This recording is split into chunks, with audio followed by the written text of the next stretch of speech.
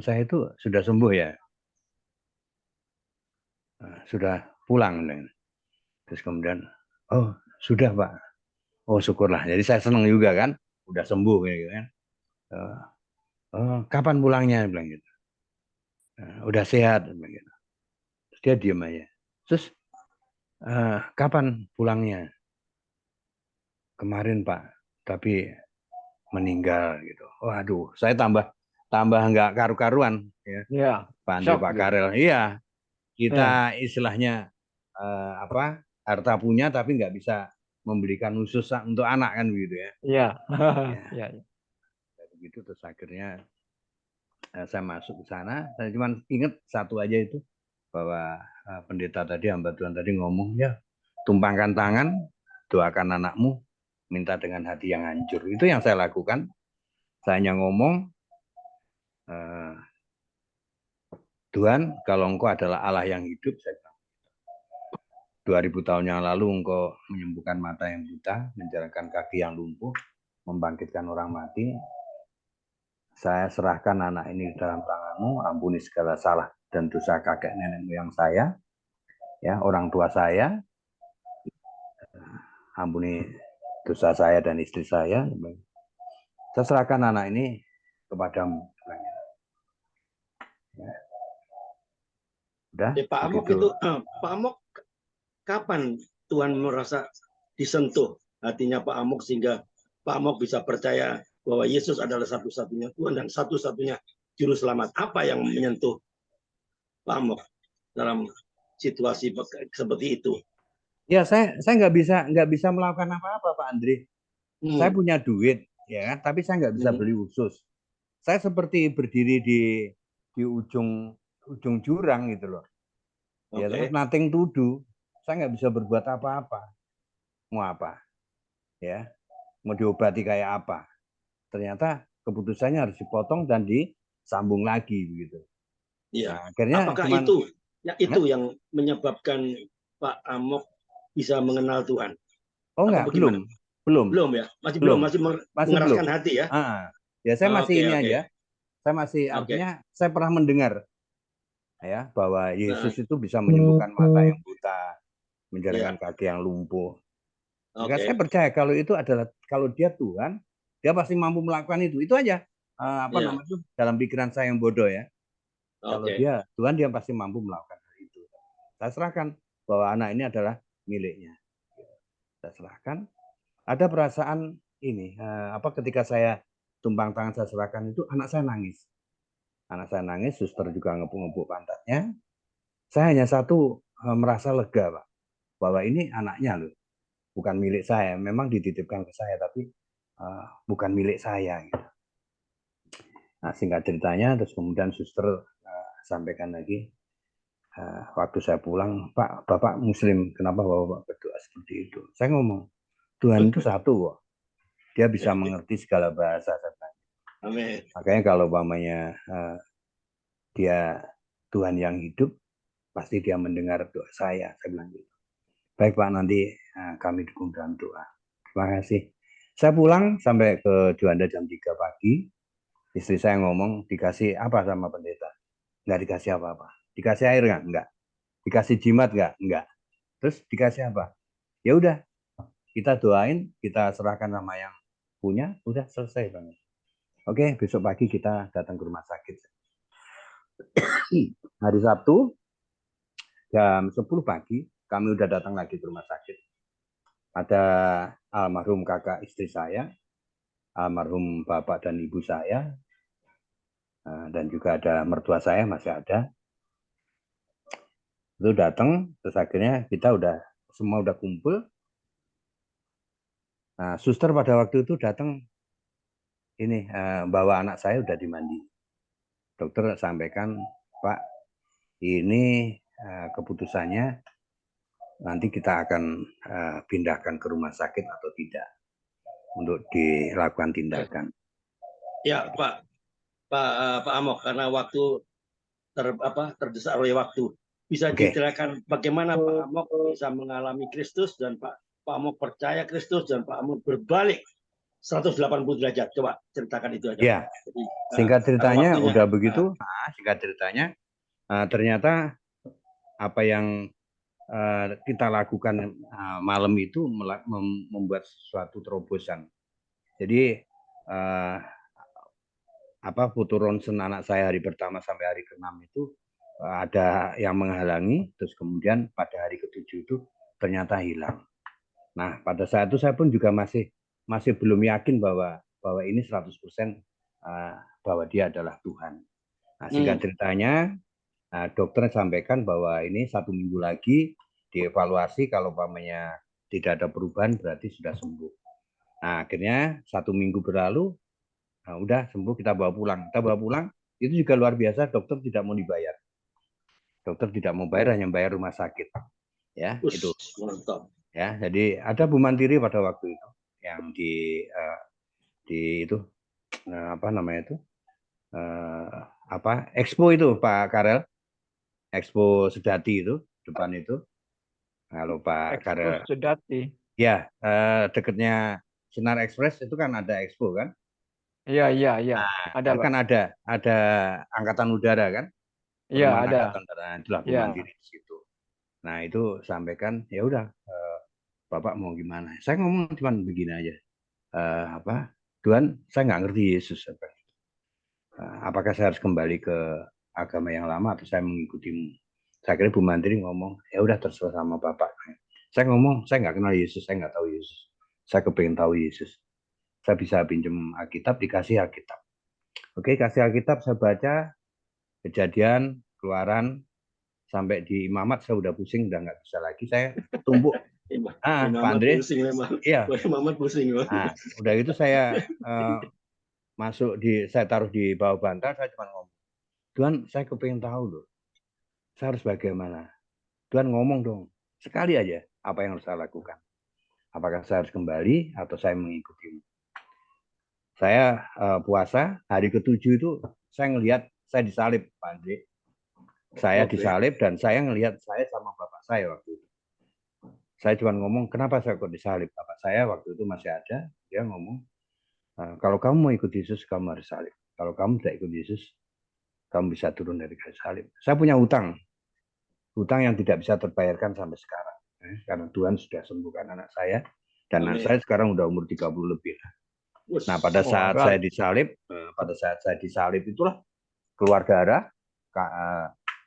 tangan, kaki, begitu ke kakinya itulah saya bangkit. Udah keringetan nggak karu-karuan.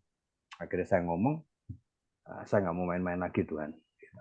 Nah, besoknya tuh hari Minggu, saya ngomong langsung sama istri, saya mau ke gereja. Ya udah nggak apa-apa. Akhirnya kita ke gereja, kita ajak suster ke gereja. Saya langsung pada saat itu ngomong juga. Waktu itu ada Pak Henry, ketua SOM kita. Nah, pada waktu beliau sampaikan, oh nggak bisa, harus ikut pendidikan dulu ya. Seperti kayak katekisasi atau apa begitu. Ya. Nah, saya ngomong, kalau nggak mau ya udah saya cari gereja lain untuk dibaptis. Tapi singkat ceritanya akhirnya diberikan ini, akhirnya pada saat itu juga dibaptis. Nah, disitulah saya. Di mana Pak itu? Di mana Pak? Di Nginden Pak. Masih. Nginden, ya. Betani Pak. Ya. Nah ya, yang lama Pak. Iya, yang lama. Ya. Nah, disitulah. Jadi saya yang luar biasa, disitulah Pak Henry, mentor saya, School of Ministry ya, SOM pada waktu itu, yang buku merah itu yang luar biasa, dan saya sangat diberkati Tuhan karena ada janji Tuhan yang di situ, bahwa Tuhan menyediakan tempat bagi saya di surga. Ya, itu yang luar biasa. Dan satu lagi di Kisah Rasul 4 ayat 12, itu yang luar biasa, dan keselamatan tidak ada dalam siapapun juga selain di dalam Dia. Sebab di bawah kolong langit ini tidak ada nama lain yang diberikan kepada manusia yang dengannya kita dapat diselamatkan. Ya, itulah. Jadi akhirnya saya sama keluarga ikut Yesus sampai sekarang. Demikian. Ya, Pak, itu Markus 12 Pak, tentang keselamatan. Iya. Oke. Jadi di Surabaya ya, Pak. Ya. Pak Amok sekeluarga terima Yesus sebagai Tuhan dan sebagai juru selamat dan dibaptis di Surabaya, betul? Iya, betul. Iya. Oke. baru pindah ke mana? Ke Medan, Enggak, ke Jakarta dulu. Cengkareng ya. Ya. Oke. Cengkareng Ya. dulu. Oke. Oke, terima kasih. Tuhan Terima memberkati kasih. semuanya. Ya, jadi istilahnya Pak Amok sudah mengenal Kristus karena anaknya dipotong ususnya masih umur seminggu, sehingga itulah Tuhan bisa memakai peristiwa apa saja kan di sini. Pak Amok bisa. Setelah Pak Amok sudah selamat ini ikut Yesus, Pak Amok jangan egois sendiri. Harusnya Pak Amok juga membagikan kebenaran firman Tuhan itu kepada teman-teman atau saudara-saudara yang belum mengenal kebenaran firman Tuhan. Sudahkah Pak Amok melakukan itu? Iya. Ya, Jadi silakan. kita Pak Andri dan teman-teman sekalian, saya selalu kebetulan kita kan banyak berteman dengan komunitas yang lama juga, dan di situ ada beberapa yang saudara sepupu kita ya, saudara tiri kita. Itu saya selalu ngomong, ya lakum dinukum waliyadin. Bagimu agamamu, bagiku agamaku. Tapi satu hal lagi bahwa kita tidak bisa bahwa salah yang paling benar, enggak. Tapi di dalam kehidupan kita, kalau kita orang lain akan melihat ada Yesus enggak di dalam kita. Keteladanan ya, bicara keteladanan ya. Okay. Dan saya percaya Pak Andre bahwa firman itu tidak akan pernah kembali sia-sia, karena jujur enggak ada yang udah kamu ikut Yesus saja, udah kamu dibaptis saja, enggak. Tapi ketika di SMP itu saya ngelihat bahwa setiap Sabtu kita tuh digiring, Pak. Setelah kami waktu itu di Nganjuk, Pak, di SMP Katolik Nganjuk ya, gitu. Karena Bapak juga angkatan ya, jadi ya harus kita pindah-pindah. Nah itu saya ngelihat bahwa kita dibawa ke gereja itu, saya ngelihat putra-putra altar itu luar biasa. Ya, itu saya excited banget untuk itu. Gereja Katolik kah? Gereja Katolik, iya. Gereja Katolik. Nah, itu. Jadi pada waktu itu saya paling senang kalau atas nama Bapa, Putra, dan Roh Kudus ya. Amin. Saya sangat senang banget. Oke. Walaupun saya orang Kristen, saya tetap pakai itu, dan satu hanya doa Bapa kami yang saya ingat, yang saya. Ya, begitu. Terima kasih. Oke. Sekarang adakah keluarganya Bapak atau keluarganya Ibu yang belum mengenal Tuhan Yesus? Ada nggak? Atau sudah semua? Enggak, banyak Pak. Ya itu yang mertua kami juga gitu. Saya juga sampaikan juga sama istri juga. Jadi kalau kita ngomong mengenai agama saya yang paling baik dan kamu tidak baik, itu akan menjadi suatu gap, suatu permusuhan, suatu ini. Jadi kita pelan-pelan melihatnya itu adalah apa yang kita lakukan itu sesuai enggak dengan apa yang dilakukan dan apa yang disampaikan itu. Kalau itu sesuai atau katakan memberi contoh, kita nggak usah ngomong, oh dia itu orang Kristen, nggak perlu itu. Tapi dari situ melihat bahwa oh ada Kristus dalam diri dia, gitu ya. Kesempatan terbuka kita. Oke. Ya. Oke, Pak Amok. Selama ini ada tantangan nggak, Pak Amok jadi Kristen tuh ada tantangan mungkin dari saudara atau dari keluarga atau teman-teman, ada tantangan nggak? Terakhir, Pak. Oh iya, pada awal-awalnya di tempat kerjaan ya kan, sempat saya di sidang juga gitu. Sidang pasti. Iya. Apakah ada yang istilahnya mengkristenkan? Apakah ada karena perempuan atau karena apa kamu dikasih duit? Enggak, karena saya ngomong cuma satu. Ya, dia sudah sembuhkan anak saya dengan caranya yang ajaib itu. Ajaib. Dan orang-orang yang ini akhirnya mereka malah minta didoakan. Amin. Ya. Oke. Ya. Oke, terima kasih Pak Amok atas kesaksiannya yang membangun iman kita. Jadi karena Tuhan Yesus bekerja ya melalui peristiwa apa saja, termasuk peristiwa kesembuhan anaknya Pak Amok ya. Anak yang kedua Pak ya. Anak kedua Pak, yang keberapa itu yang Yang sakit? kedua, Pak. Yang Yang kedua, kedua Pak. ya, ya. Oke, yang kedua sakit khusus lah, inilah, apalah, kesulitan peralatan lah, itu cara Tuhan kan bisa memakai siapa saja sehingga Pak Amok bisa mengenal Tuhan Yesus Kristus adalah satu-satunya Tuhan dan satu-satunya Juru Selamat. Oke, makasih. Oke, ada teman-teman yang mau bertanya? Saya kasih waktu.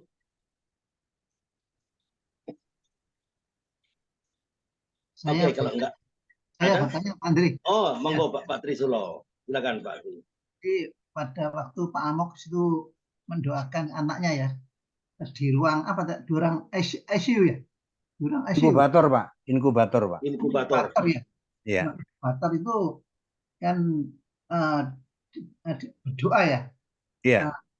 Berdoa itu setelah itu ini Pak, besoknya dokternya akan ngecek ya Pak, akan ngecek ya. Iya. Ngecek mungkin di apa di ronsen apa siapa itu Pak? Iya. Jadi hari apa namanya itu Sabtu itu Pak ya. diputuskan untuk dipindahkan kan, karena hari Senin itu harus dipindahkan ke rumah sakit Karangmenjangan atau Dr. Ramelan Angkatan Laut. Iya. Nah disitulah diputuskan. Tadi keluarga kami itu sama dokter sampaikan hasil daripada ronsen terakhir pagi itu, disampaikan, dibacakan. Pak, menurut kacamata saya, sebenarnya harus dokter radiologi, dia bilang, dokter Agus pribadi namanya. Ini sebenarnya harus dokter radiologi yang menjelaskan, tapi karena ada kesibukan, saya sebagai dokter yang merawat anak Bapak sampaikan bahwa khususnya anaknya Pak Agus ini sudah jebol. Wah, saya ngamuk saat itu juga. Ya, Tuhan kenapa nggak mendengar doa saya, permintaan saya. Terus tapi dokter bilang ini positif asal tidak temporer. Wah, saya marah. Dokter jangan bikin joke pada saat seperti ini. Enggak, ini bukan joke. Terus ditunjukin. Nah, pada waktu mau nunjukin itu suster yang tadi malam itu sampaikan sambil bawa anak saya. Iya. Dok, mohon maaf, orang tua pasien tadi malam itu mendoakan anaknya. Sudah itu tunjukin hasil ronsen hari pertama sampai hari ke-6. Hari ke-7 itu hilang, Pak. Yang satu ruas ini yang menghalang itu hilang. Hilang. Iya. Nah, itu padahal cuma satu ruas ini aja, Pak. Tapi susu tidak bisa masuk, air tidak bisa masuk. Anak saya udah putih, Pak. Kulitnya biru, Pak. Waktu masuk di rumah sakit Mardi Santoso atau apa ya? Gitu ya. Di rumah sakit Bubutan. Sekarang udah tutup. Nah, itu di-announce, Pak. Ketika anak saya dinyatakan tidak dioperasi pada saat itu, dibunyikan bel. Peng. Iya. Itu saya baru tahu kalau itu rumah sakit Kristen atau rumah sakit Katolik. Iya. Katolik. Bahwa anak bayi atas nama Cakra menerima kesembuhan, menerima mujizat khusus yang tidak nyambung menjadi pulih. Itu yang kita dikasih undangan, Pak, setiap ulang tahun rumah sakit itu sampai akhirnya ditutup rumah sakit itu. Wow. Iya. Sekarang udah nggak ada ya Pak Karel ya? Iya, sudah nggak ada Pak. Pindah sekarang Pak. Oh, pindah Pak. Mardi Santoso ya? Iya, Mardi Santosa. Itu ada, iya, itu ada kepala rumah sakitnya itu Dokter Perinusa Pak. Ya, orang Ambon, Kristen Pak. Iya. Iya. Sekarang sudah pindah gereja, rumah sakitnya pindah ke Pak, ke dekatnya Hair Muhammad Pak. Oh iya. Tapi masih ada Pak ya? Ada Pak, masih ada. Oh ya, saya punya utang budi. Tidak sebesar dulu Pak. Oh iya. Itu kan peninggalan Belanda itu Pak, rumah sakit itu. Oh HR Muhammad kan dekatnya Majen Sungkono Pak, dekat rumah kami Pak. Iya, jadi ya dekatnya itu bundaran tol kuda HR Muhammad ya, itu kiri Pak. Belok ke kiri. Iya. Sesudahnya makam pahlawan Pak. Oh iya. Itu arah ke rumah situ, kami. Iya. Majen Sungkono lurus itu kan ada Muhammad. Iya. Pokoknya ada makam pahlawan, di sebelahnya ada jalan masuk ke itu. Masih ada Pak. Masih ada ya. Iya, masih ada. Luar biasa. Terima kasih. Masih ada lagi Pak pertanyaan. Siapa Pak? Pada waktu Pak Amok berdoa itu kan bilang saya percaya Yesus adalah berkuasa untuk menghidupkan orang mati, menyembuhkan orang lumpuh dan sebagainya. Itu kan ada suara ya, Pak? Nah, jadi begini, pada waktu saya cuma ingat pada waktu SMP itu kan diceritakan bahwa Yesus itu bisa menyembuhkan mata yang buta, ya, bisa menjalankan kaki yang lumpuh, itu. Jadi di situ saya ini saya percaya kalau Dia Allah yang hidup, saya ngomong itu. Tuhan, kalau Engkau Allah yang hidup yang 2000 tahun yang lalu melakukan mujizat, menyembuhkan mata yang buta, menjalankan kaki yang lumpuh, membangkitkan orang mati, tolong berikan kesempatan untuk merawat anak ini. Saya serahkan anak ini dalam tangan yang kudus. Selesai. Amin. Gitu. Waktu itu mendengar suara atau bagaimana, Pak? Nggak ada jawaban waktu itu? Nggak ada. Saya cuman anak saya nggak saya sentuh tuh dia nangis. Padahal saya berdoanya nggak keras-keras karena takut sama suster kan. Jadi anak saya itu kayak seperti dalam tidurnya itu kayak seperti dibangunkan kaget gitu. Jadi dari tidur yang tenang itu kan ada jarum suntik 3 itu di keningnya, di tangan sama di kaki. Karena dia kan nggak bisa minum ya, bisa ada cairan masuk. Nah di situ dia langsung kayak seperti bangun nangis. Dan suster langsung nempuk dia. Itu aja. Ya. Terima kasih Pak Amok. Ya, baik, terima kasih. Tuhan berkati. Jadi Pak Amok dari Islam dulu Pak ya? Iya. Iya. Pak Amok dari Islam ya? Betul Pak, betul. Ya waktu peristiwa itu Bapak sudah di Kristen, sudah masuk Kristen. Maksudnya gimana? Pada saat itu saya masih Muslim, Pak. Masih Muslim, Pak ya? Iya. Masih Muslim. Ya, yang saya tanyakan, Pak, Bapak masuk Kristen apa, Pak? Ya itu tadi. Setelah anak saya disembuhkan Tuhan, 1 minggu kemudian pulang, kemudian kita ucapan syukur, kemudian saya tanya lagi sama gembala kita yang di situ, yang di Sedati itu Pak Karel di Mandiri ya. Nah si Raymond ini orang puskesmas Sedati Pak dulu Pak.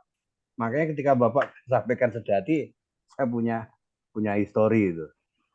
Saya ada di Wisma Tropodo. Ya. Nah disitulah saya ngelihat bahwa saya itu disalib.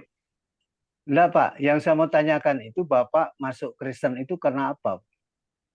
Ya karena saya kan berdoa, Tuhan bicaralah sekali saja. Apa yang harus saya lakukan? Nah ternyata Tuhan bicaranya lewat mimpi saya. Saya ngelihat saya itu itu Tuhan Allah, SWT atau Tuhan? Saya nggak tahu. Allah Bapak di surga. Saya nggak tahu itu Tuhan siapa. Tapi saya ngelihat saya disalib. Dan saya sama bapak saya di bawah itu ngomong, bapak saya ngomong, kalau kamu mau ikut Yesus, kamu harus disalib seperti Yesus. Tapi kalau kamu nggak ikut Yesus, masih ada waktu turun dari kayu salib. Saya ambil keputusan karena saya punya hutang yang tidak bisa terbayarkan. Anak saya sudah sembuh, saya ikut Yesus. Nah ketika ikut Yesus itulah, tangan saya itu diantem pakai martil, pakai paku, 2 tangan. Ketiga di kaki itulah saya langsung bangun tidur, keringetan nggak karu-karuan, kayak mandi keringat. Itu hari ke-7 Pak, setelah saya puasa. Wow. Terus tidak ada yang monitor Pak, mentoring Pak? Nggak ada. Tapi nggak ada ya? Nggak ada. Tapi besoknya saya langsung ambil keputusan, saya mau dibaptis. Ke gereja? Iya. Saya mau dibaptis. Nggak ada yang nginjilin Pak dia. Nggak ada yang nginjilin dia. Nggak ada yang nginjilin ya langsung. Ya. Ini yang mengalami perjumpaan ilahi lah. Ya, perjumpaan ilahi secara spiritual. Lewat mimpi, yang disalib, bla bla bla. Ya, maksud saya begini Pak. Ini juga hampir mirip pengalaman dengan hidup saya Pak. Jadi saya juga dari Islam. Pak. Saya bertobat itu waktu SMA. Umur 20 itu Pak. Ya 19, 20 saya bertobat. Pertobatan itu ada satu tujuan, karena saya kan orang Islam, tidak ada jaminan Pak, jaminan yang pasti menurut saya ini. Dan pada akhirnya saya dapat satu apa namanya, pengetahuan dari hasil membaca, mendengarkan kan, karena kebetulan saya ikut kakak saya Katolik, saya sering ke gereja. Jadi persoalannya itu mengapa kita harus mengalami satu keadaan yang saya alami seperti yang Bapak alami juga itu hampir sama dengan saya, karena saya kepingin bahwa benarkah bahwa Yesus itu juru selamat itu Pak. Itu pertama itu, maka kejadian-kejadian yang saya alami itu juga tentang keselamatan. Saya mau mati masuk palkah kapal, nggak jadi. Karena pada waktu itu mula-mula Pak, mula-mula saya ikut Kristus itu baru pertama kali saya diuji. Benarkah kamu itu percaya bahwa saya adalah juru selamat gitu, Tuhan Allah dan juru selamat itu Pak.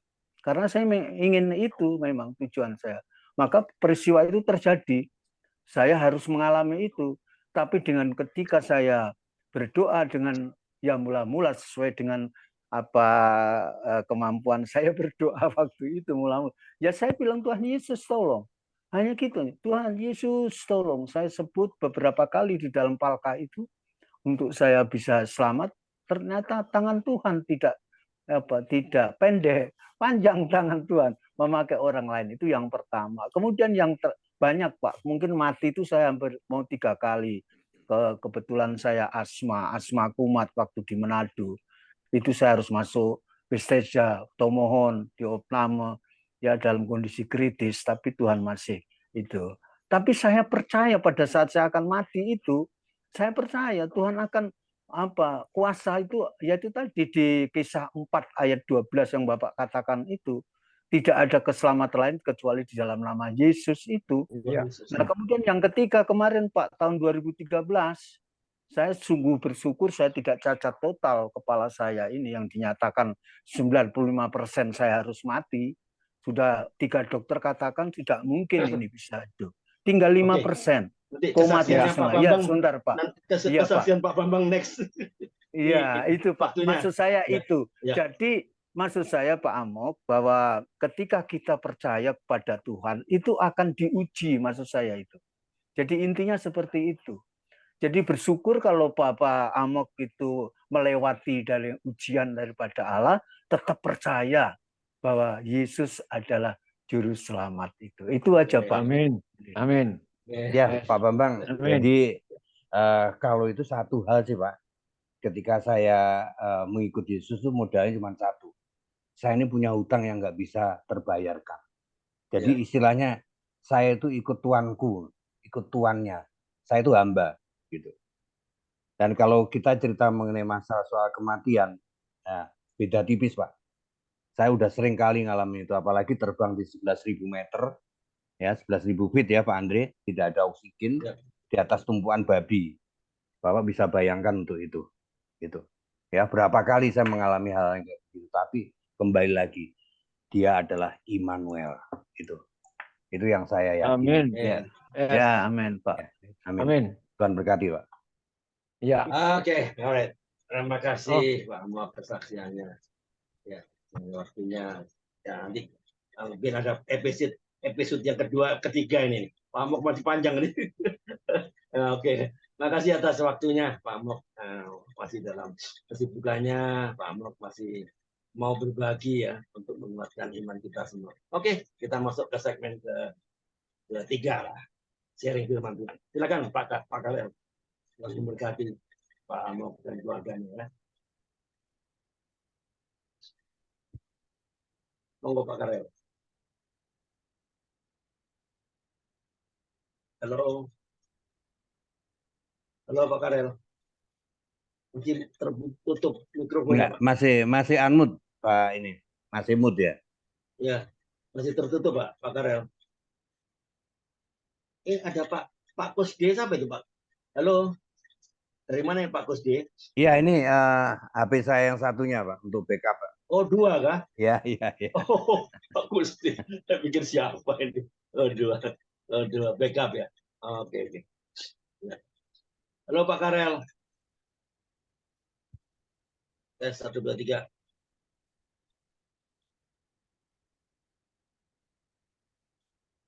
Hilang kah? Iya, kayaknya masih ngambil kopi kali. Ngopi kan dia. Ya, Bu Yuliana nih yang standby nih. Bu Yuliana Huta Galung. Oke. Halo Bu Yuliana. Bu Ana. Gimana? Iya Pak, kenapa Pak? Ya, gimana tentang kesaksiannya Pak Amok tadi? Apa yang menyentuh Pak Bu Ana?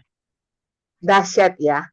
Karena beliau mengenal Yesus itu tidak karena siapa-siapa. Iya. Ada miripnya sama suamiku. Mereka mengenal Yesus bukan karena pernikahan, bukan karena teman, tapi karena pergumulan hidup.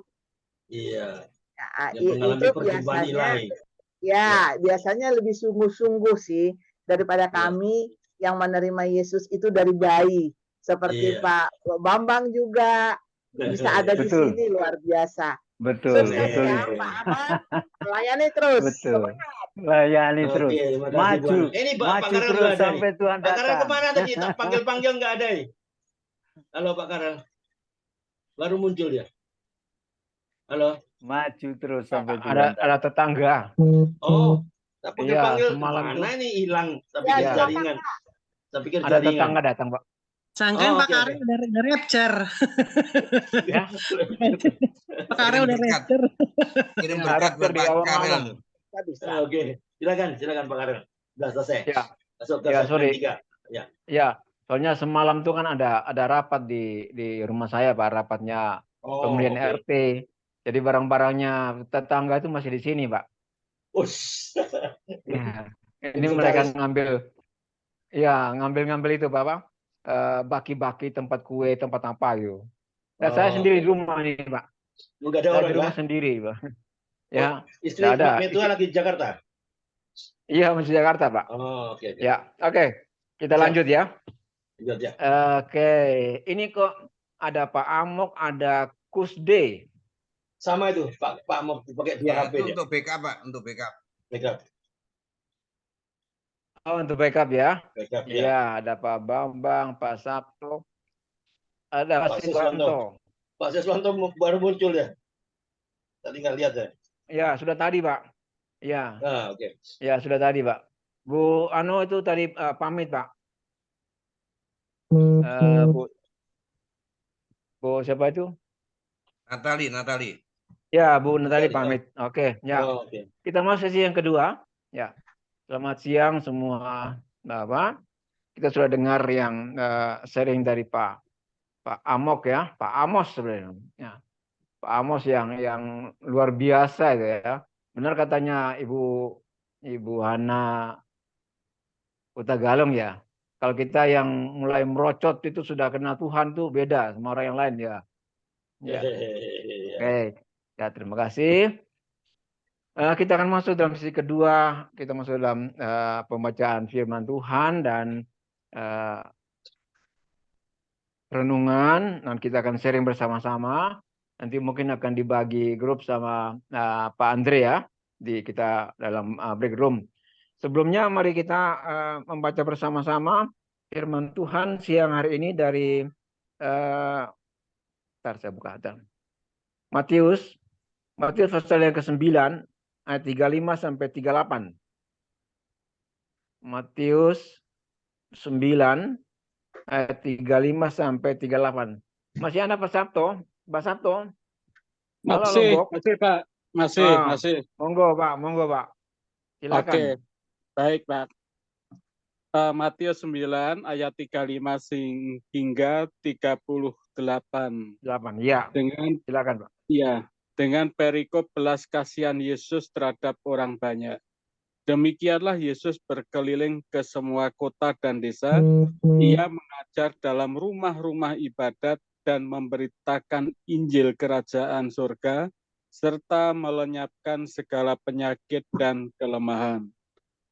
Melihat orang banyak itu, tergeraklah hati Yesus oleh belas kasihan kepada mereka, karena mereka lelah dan terlantar seperti domba yang tidak bergembala. Maka katanya kepada murid-muridnya, tuaian memang banyak, tetapi pekerja sedikit. Karena itu mintalah kepada Tuhan yang empunya tuaian, supaya ia mengirimkan pekerja-pekerja untuk tuaian itu. Saya lanjutkan ke prolog. Lanjut, Pak. Ya. Dengan tema besar, menyelamatkan yang lelah dan terlantar. Renungan. Hari ini kita merenungkan betapa berharganya jiwa-jiwa yang terhilang di hadapan Allah. Matius menuliskannya. Demikian, Yesus berkeliling ke semua kota dan desa. Dia mengajar dalam rumah-rumah ibadat dan memberitakan Injil Kerajaan Surga, serta melenyapkan segala penyakit dan kelemahan. Yesus memberitakan Injil kepada jiwa-jiwa yang terhilang dari satu tempat ibadah ke tempat ibadah yang lain. Melihat orang banyak itu, tergeraklah hati Yesus oleh belas kasihan kepada mereka, karena mereka lelah dan terlantar seperti domba yang tidak bergembala. Hati Yesus penuh dengan belas kasihan terhadap orang-orang yang terlantar dan tidak bergembala, maka Dia ingin menjangkau dan menyelamatkan mereka. Marilah kita memiliki hati seperti Yesus yang penuh dengan belas kasihan dan siap diutus menjadi pekerja-pekerja Tuhan untuk menyelamatkan yang lelah dan terlantar. Amin. Amin. Ya.